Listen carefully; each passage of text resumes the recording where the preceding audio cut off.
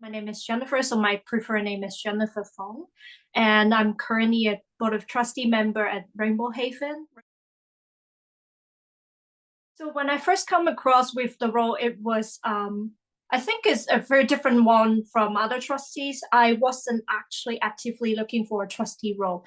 Back then, I was still a student studying at University of Manchester, being involved for a good cause for community. So that's why I take on the role of Board of Trustee. What I recall the most rewarding experience was actually the trustee and staff away day. The most memorable experience from that away day is actually to get to know how people get involved with the organization. One of the key moments is actually to bring in the communications aspect of it, because before me coming into the board, there's no expertise in this area. So what I did is actually start writing up the communication campaign and also the strategy with the CEOs. It's like a new perspective for the organization. And they come to realize how much more we can do with publicity and connections with our stakeholders. When I first joined joined as a trustee for the organization, I was studying full time. And shortly after, like a month after, I am also working full time. And what I've done is actually keep a very strict timetable and stick to the schedule for everything. Because being a trustee also means you are responsible for the board and the organization. And doing things like this actually makes me feel like I can contribute back to community.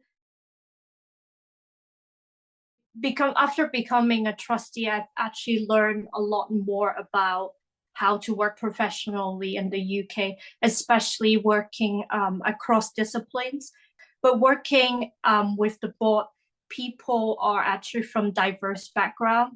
It's like really diverse background in terms of age group, in terms of race, in terms of what they do for their career. And I learned so much more about nonprofit organization, how things are run, how different the climates are in the UK versus like back home in Hong Kong. Everyone's fair, everyone's kind of just chip in for their opinion, and all of us are valued like for the same reason.